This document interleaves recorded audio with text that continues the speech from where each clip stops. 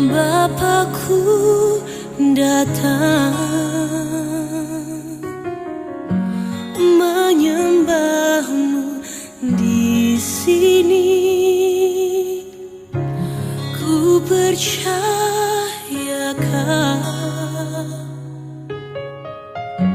ada bagiku. Tak usah ku takut sebab kau sertaku. Tak usah ku bimbang, kau di dalamku. Tak usah ku cemas, kau penghiburku. Saat ku lemah, kau kuatku. Ku nyanyi haleluya.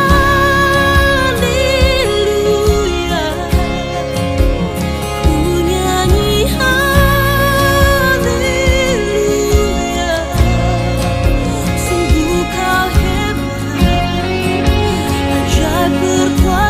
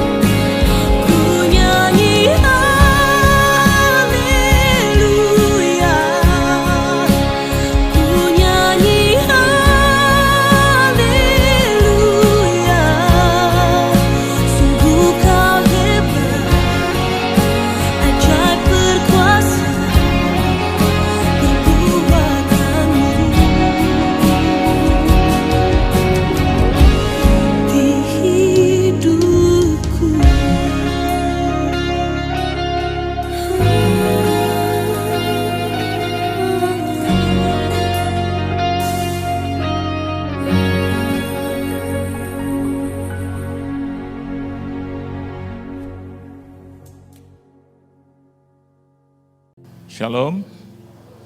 Satu kehormatan bagi saya untuk boleh melayani Tuhan. Saudara bersuka cita? Amin. So,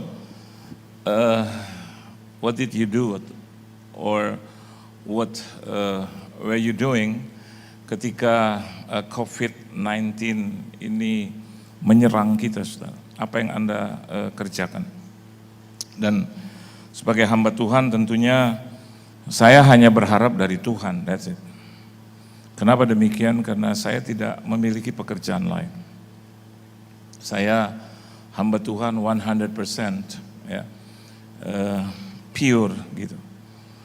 Bahkan di hadapan saudara saya mau katakan saya tidak memiliki deposito 1 sen pun juga.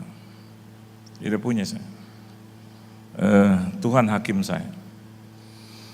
Dan tabungan saya itu kadang menyenangkan, kadang mengerikan. Ya, kita naik turun. Gitu. Tapi hebatnya Tuhan kita, ya, bukan pada saat kita sedang bersuka cita atau dalam keadaan senang, terus Anda bilang Tuhanmu itu Allah yang dahsyat. Tapi justru in COVID-19, ketika ada di dalam serangan, di dalam tekanan, Albert katakan 3 tahun dia bangun tempat ini. Karena kalau tidak 3 tahun, maka tidak ada cerita. Halo, because our God has his own story. Jadi kalau Anda baca kebenaran firman Tuhan, jangan hanya baca sejarahnya saja, saudara. Tapi saya dan Anda harus terlibat di dalam cerita Tuhan itu. Amin. Because our life, hidup kita adalah cerita Tuhan. Betul. Anda terlibat di sini, ya. Bahkan saya lihat di bawah itu, saya melihat bagaimana orang-orang yang memberkati.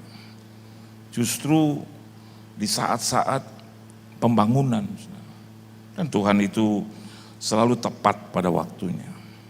Ya, pada saat COVID-19 terjadi, sudah selesai pekerjaan di sini. Beri tepuk tangan dulu yang meriah buat Tuhan. Nah, sebagai hamba Tuhan, saya seperti terbelenggu, saudara. Seperti diikat. Tidak punya penghasilan apa-apa. Bahkan istri saya dan anak-anak saya tidak berani lagi meminta apapun. Karena dia tahu. Saya bilang, Ma, itu pekerjaanku. Sekaligus itu adalah pelayananku. Itu juga profesiku. Dan itu adalah hidupku. Dan hari ini kalau aku tidak mendapatkan apa-apa, berarti Tuhan juga mengizinkan aku untuk tidak mendapatkan apa-apa. Halo, ya. 1 sen pun gak dapat. Tapi dengar baik, saudara, saya tidak berpindah profesi. No. Still servant of God. No. Saya tidak lakukan apa-apa. Saya hanya bilang, God, this is my life. So, you provide me. Kau yang menjaga, kau yang memenuhi aku. That's it. Mau setengah mati kayak, mau mati kayak, tetap hamba Tuhan. Pernah mengalami masa-masa hebat dengan Tuhan. Pernah alami. Tapi hari ini juga pernah mengalami hal-hal yang tidak hebat. Dan Tuhan bilang, it doesn't mean, bukan berarti bahwa dia tidak hebat. Tapi dia ingin saya dan Anda memiliki 2 hal. Yang pertama, membawa kita dekat dengan Tuhan.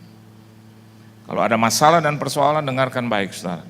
Membawa kita dekat dengan Tuhan. Dan yang kedua, itu membawa kita naik. Halo, naik. Bukan turun, naik. Dalam skala apa? Imannya naik. Apa? Kasihnya naik. Apa? Pengharapannya naik. Apa? Kekudusannya juga naik. Amin, saudara. Apa? Kedekatannya, kebaikannya, ketaatannya, kesetiaannya naik. Nah, saudara tahu, saya buat satu acara namanya One Worship Night. Dan selama yang pertama, first period itu 111 hari. Dan saya mau bersaksi di hadapan saudara, tidak pernah 1 hari pun kami tidak memiliki makanan. Dan itu diberi oleh siapa? Oleh burung-burung gagaknya Tuhan. Istri saya tidak masak. Tapi 111 hari ada aja orang kirim. Dari yang namanya ayam dibakar sampai ayam direbus. Belum pernah kami mendapatkan ayam yang hidup, belum. Tapi sudah dikelola sedemikian rupa oleh Tuhan, keren. Ikannya juga demikian. dan anehnya dari orang-orang yang saya tidak kenal sama sekali. Itu satu cerita Tuhan yang saya akan bawa mati. Saya nggak kenal. Kalau saya sebut mungkin salah satu dari Anda, tapi saya tidak kenal. Dan saya bilang sama istri saya, mulai hari ini kita harus percaya bahwa tiap hari Tuhan akan memberi makan kita. Pernah satu hari karena acara jam 9 malam, ya Pak, sampai jam 9 kurang 15, ternyata hari itu tidak ada satupun orang yang mengirim. Dan istri saya berbisik sedikit, ini hari kayaknya nggak ada yang kirim. Terus saya jawab, pasti ada. Tapi ini 15 menit lagi acara berlangsung. Iya, 15 menit bagi Tuhan itu panjang. Bagi kita memang terasa pendek. Waktu Tuhan bukan waktu kita. Udah siap-siap sudah di hadapan kamera. Tiba-tiba di bawah terdengar suara duk duk duk. Anjing kita berempat. Wow, wow, wow, wow, wow, wow, wow, wow, wow. Berarti ada malaikat Tuhan. Pembantu buka, terus dia lari ke atas dengan dua bungkusan penuh.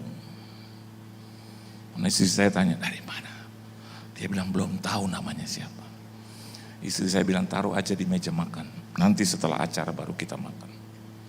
Selesai acara kita buka itu, waduh, berkatnya juga. Semakin lama Anda menunggu, semakin hebat itu berkat.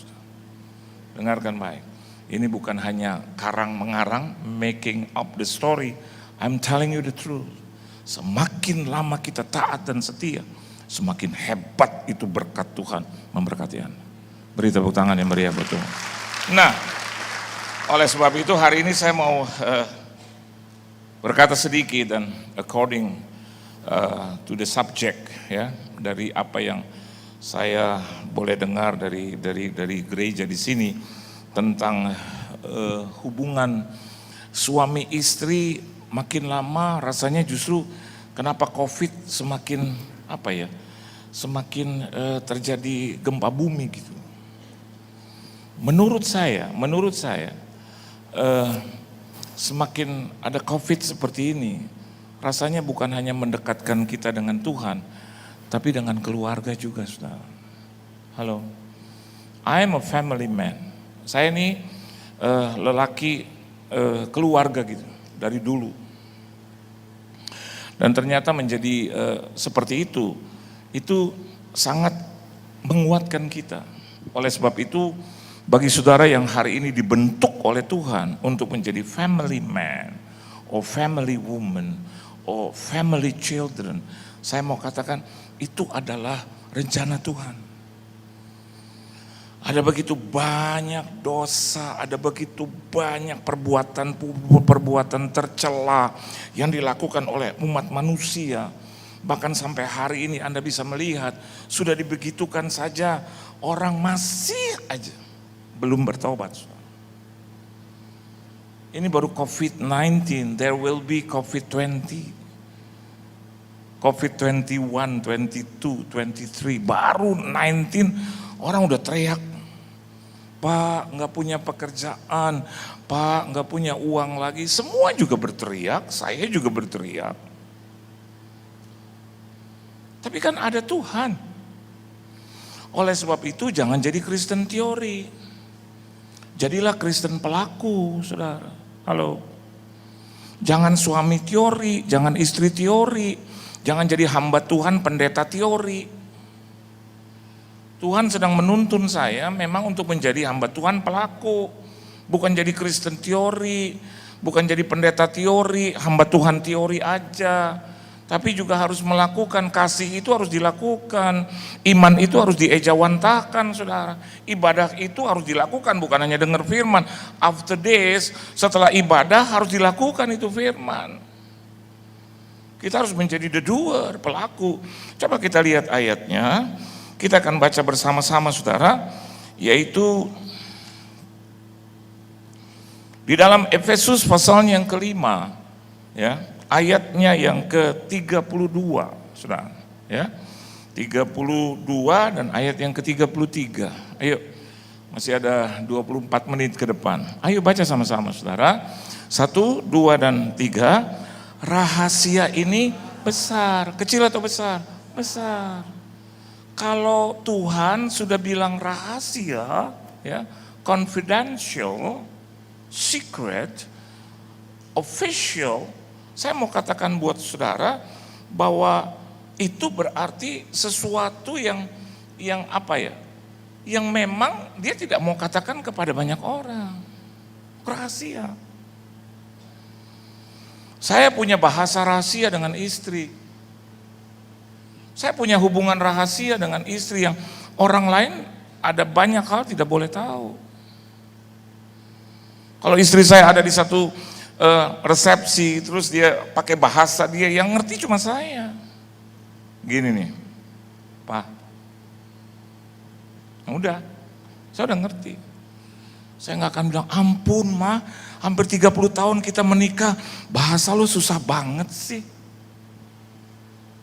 Istri saya kadang-kadang gak usah ngomong, kasih lihat muka aja. Saya udah tahu. Terus saya bilang, Ma yuk pulang, mukanya berubah lagi. Yuk, ayo. Ada kadang juga dia melakukan tugas, kelihatannya tertawa, saya juga tahu, dia gak senang. Kenapa? Itu rahasia, between us. Dan saya mau katakan buat saudara, ketika Rasul Paulus katakan kepada jemaatnya di Efesus, ya, inspired by the Holy Ghost, dia katakan rahasia ini besar. Amin saudara, bukan kecil. Jadi between siapa? Between God and you, between God and me. Jadi ini rahasia sedang diungkapkan oleh Tuhan. Kalau Tuhan yang memiliki rahasia dan dia mau ungkapkan, saya mau katakan buat saudara bahwa ini adalah sesuatu yang dahsyat, sesuatu yang incredible, sesuatu yang awesome gitu, yang mesmerizing gitu. Nah rahasia apa? Terus kita baca terus, rahasia ini besar. Terus apa saudara? Tetapi yang aku maksudkan ialah apa saudara? Hubungan Kristus dan jemaat.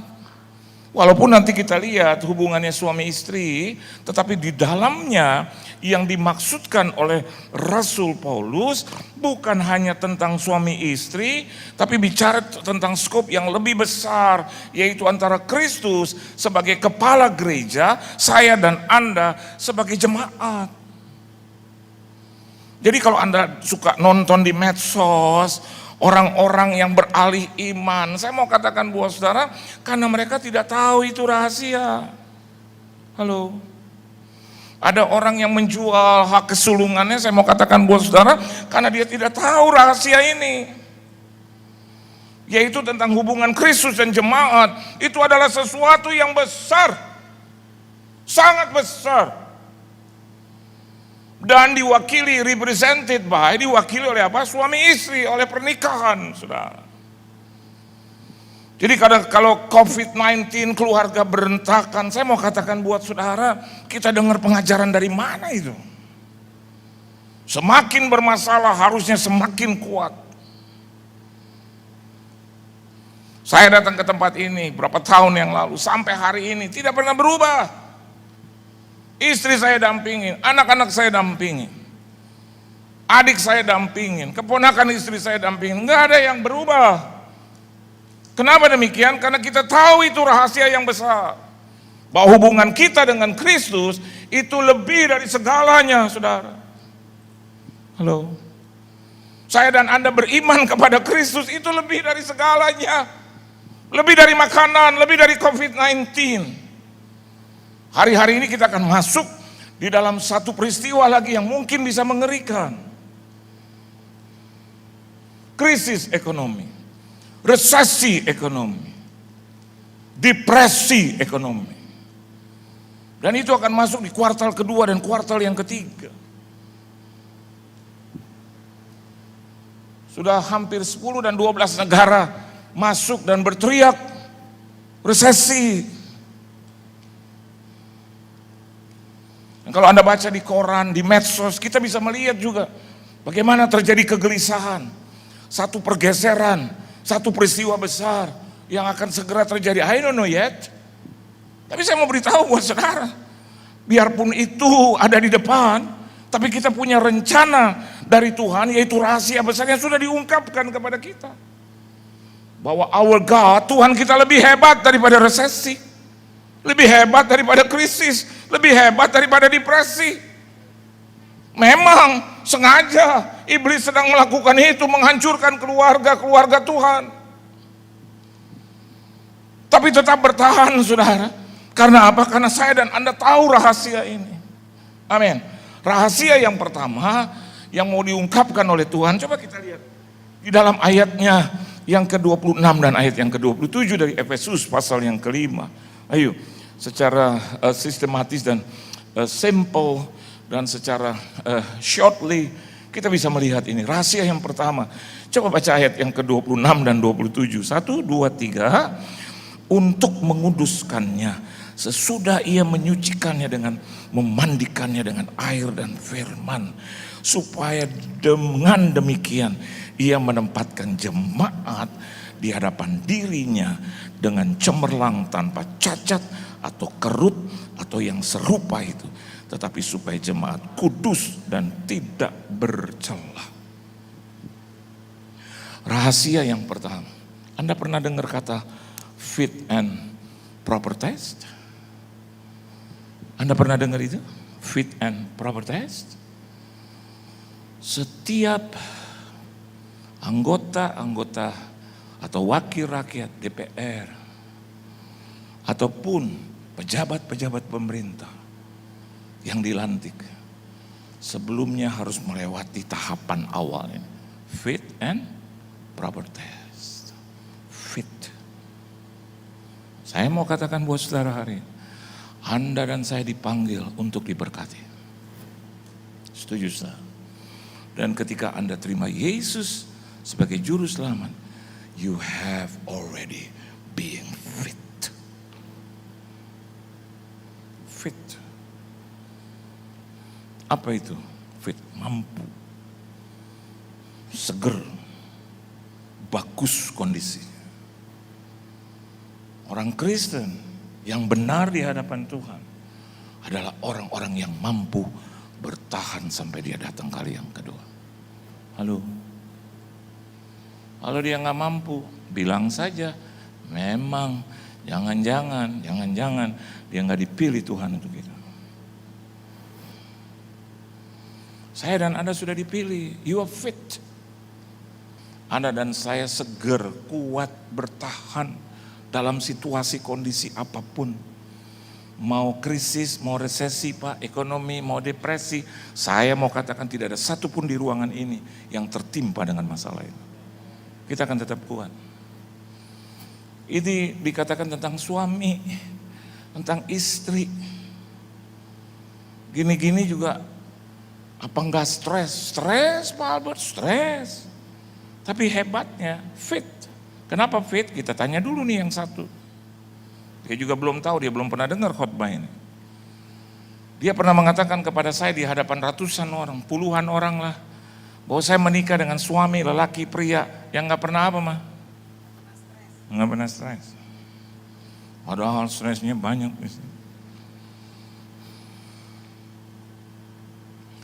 Saya gak pernah kasih lihat muka busuk. Ya ada 2 putri saya, gak pernah.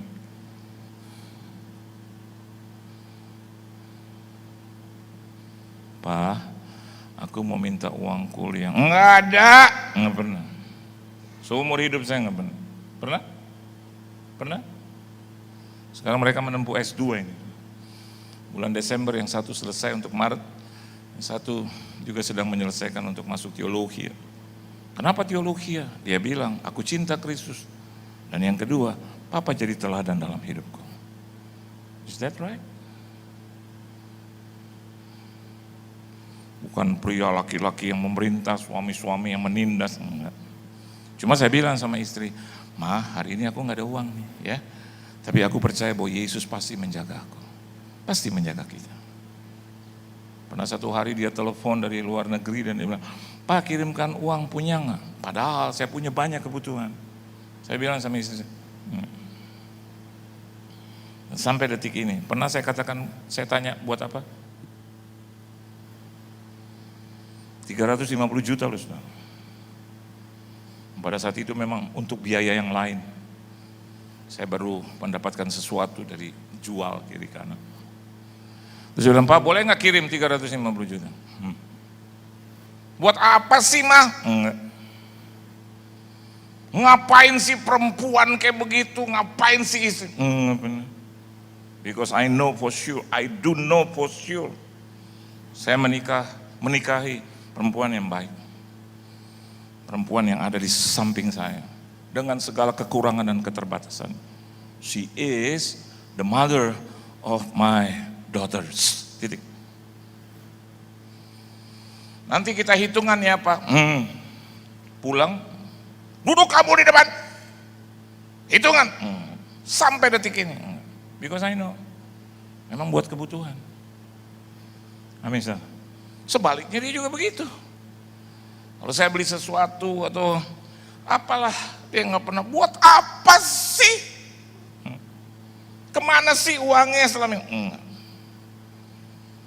Atau kunci pintu kamar terus nggak mau berbicara? Enggak, tetap. Sama anak-anak saya juga demikian. COVID-19 anak saya bilang, Papa, bulan Maret itu lagi hangat-hangatnya, lagi gawat-gawatnya. Papa harus bayar uang kuliah. Saya nggak bilang anak terkutuk, anak nggak tahu diri, anak setan gitu. Saya hanya bilang, oh iya, kapan? Terus dia bilang, 2 hari lagi Pak. Aduh Tuhan Yesus, hampir pecah pembuluh darah nih bos. Oh Yesus, 2 hari lagi saya. Iya, kan waktu dulu yang suruh aku S2 kan Tuhan Yesus melalui Papa. Benar. Saya mau bilang cuman Papa nggak sangka akan terjadi peristiwa begini. Papa cuma bilang, oke. Terus ya, tapi janji ya, kamu harus cum laude ya. Beres. Tuhan Yesus kerjakan kewajibannya, aku akan mengerjakan kewajiban. Oke. Bagian Papa di mana? Ambil uang dari Tuhan Yesus. Ya, oke. Papa ada ya? Ada. I love you Pak. I love you too. Dia jalan, saya juga jalan. Cuman biasa ke ruangan gelap bos. Kamar saya tutup semua. Naik ke lantai 3. Nangis sesungguhkan.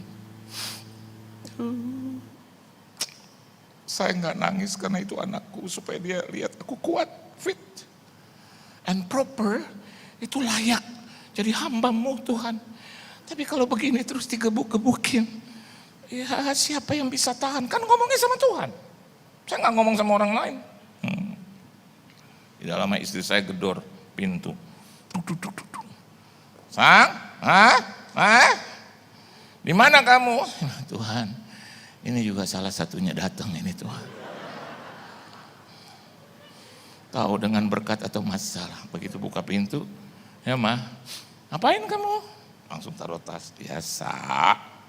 Oh, itu tuh, ini belum bayar, itu belum bayar. Aduh Tuhan, benar firasatku Tuhan. Itu belum bayar, tapi mukanya ngesengit. Itu belum bayar, itu belum bayar. Gimana tuh Pak? Aduh, tapi aku tahu sih kamu udah gak punya apa-apa. Aduh, my lovely husband. Iya, beres.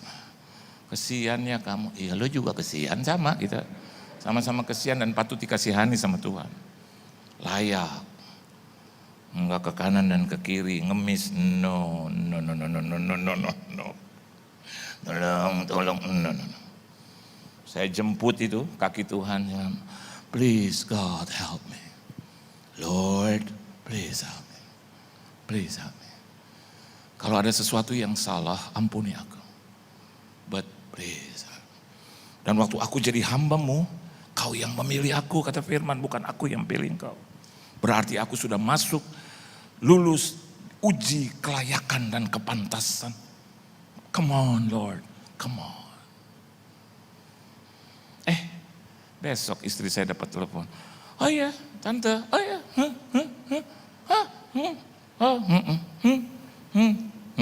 Istri saya begitu kalau terima telepon.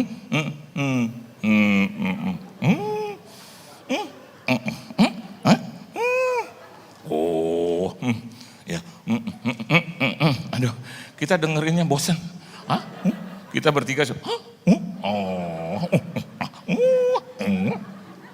Dia suka begini.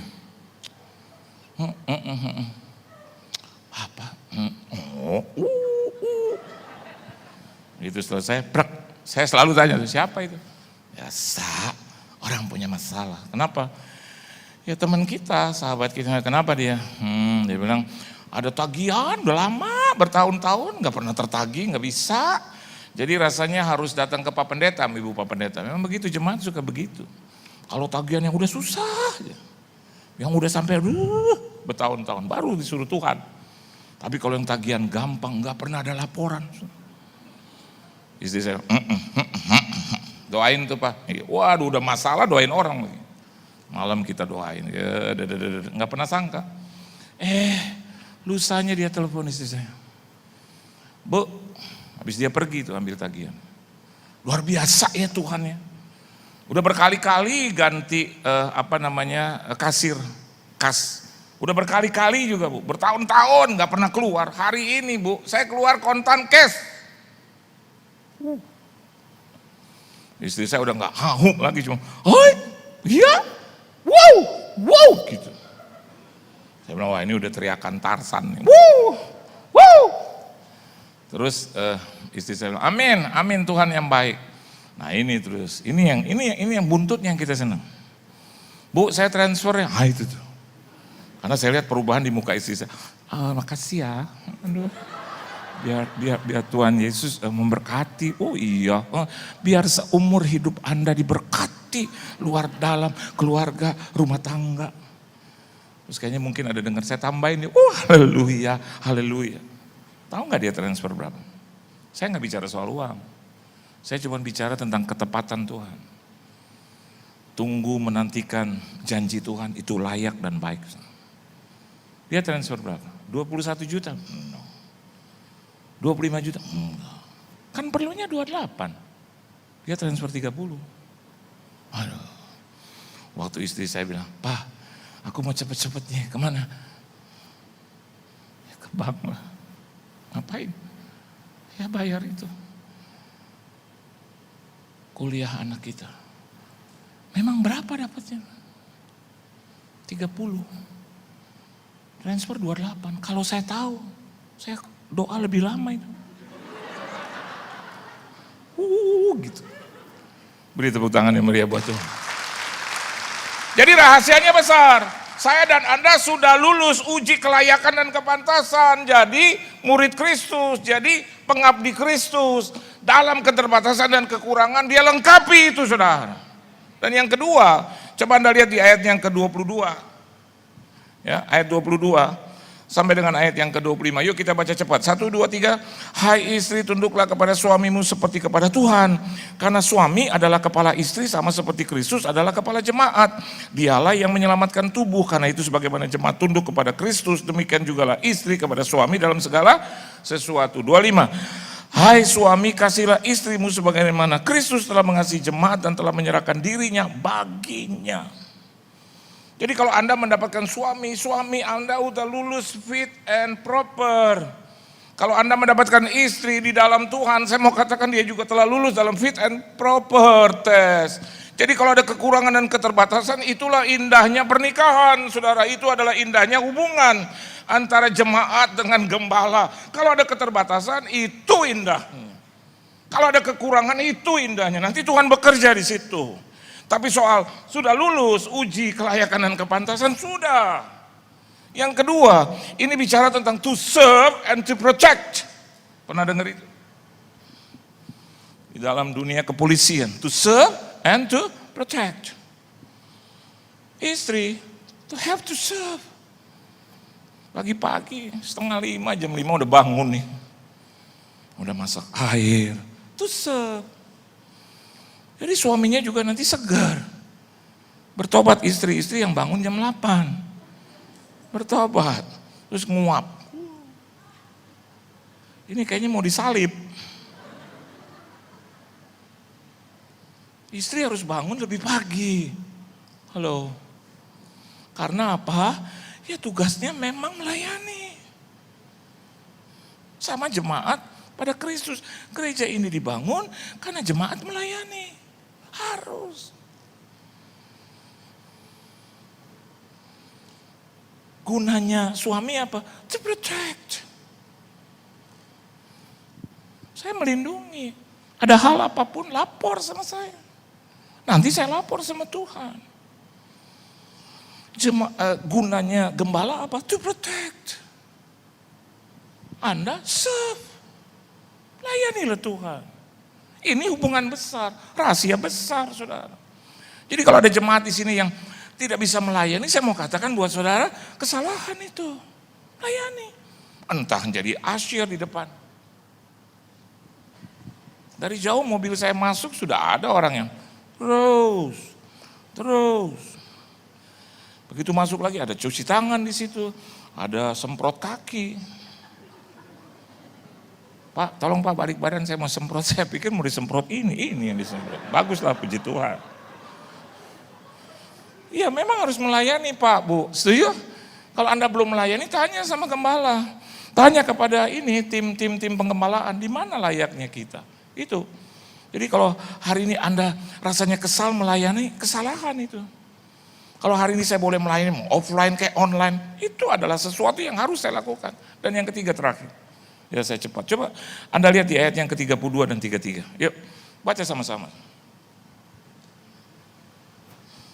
Ayat 24 maksud saya, ayat 24 dan ayat 28. Baca ayat 24 terlebih dahulu. 1, 2, dan 3.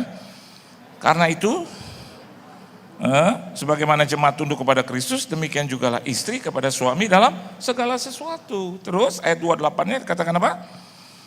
Demikian juga suami harus mengasihi istrinya sama seperti tubuhnya sendiri. Siapa yang mengasihi istrinya, mengasihi dirinya sendiri.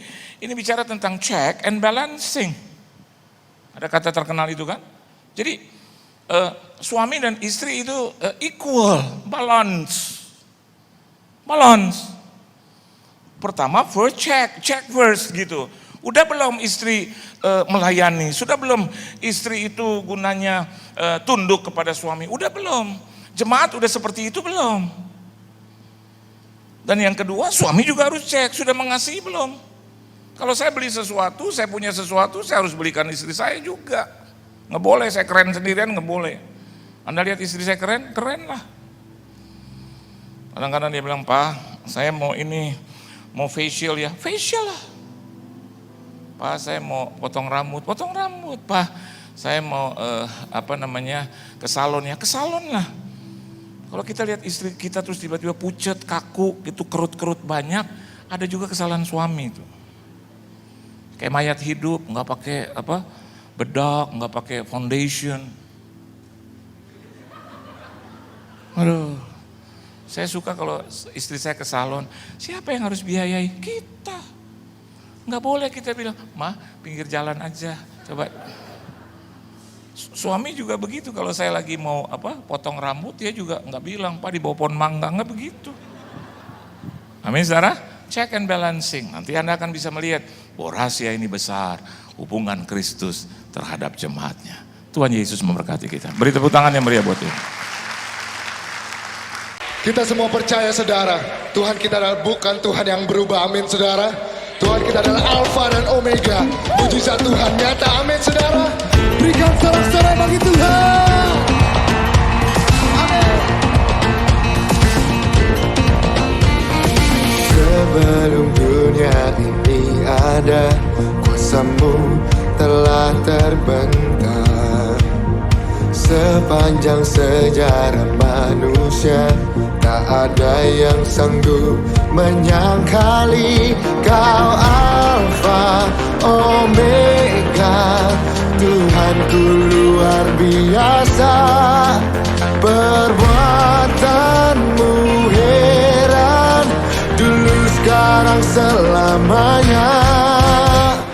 Lakukanlah lagi keajaiban dalam nama-Mu Tuhan. Nyatakanlah lagi kemuliaan-Mu atas hidupku. Hidupku penuh mujizat.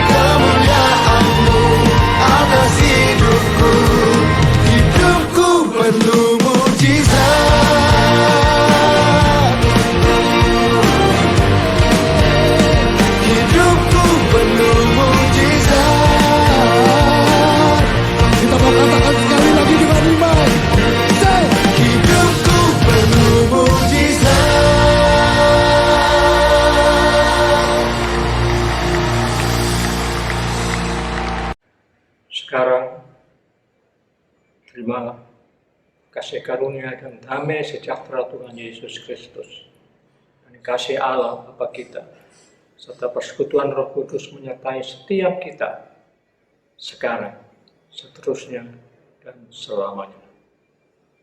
Amin. Saudara telah mengikuti ibadah online GBI Alpha Omega. Saudara yang diberkati melalui tayangan ibadah online diberi kesempatan untuk memberi persembahan. Bagi jemaat yang rindu menabur pekerjaan Tuhan di GBI Alpha Omega, dapat memberikan persembahan dan persepuluhan secara online melalui rekening BCA 014-323-7777 atas nama PT Graha Alpha Omega. Sertakan keterangan untuk persembahan atau perpuluhan. Mari memberi dengan penuh sukacita dan ucapan syukur. Untuk mendapatkan informasi terupdate mengenai ibadah online dan informasi lain seputar gereja, Anda dapat mengaksesnya melalui website GBI Alpha Omega. Jesus Christ bless you. Kaulah nafas hidupku.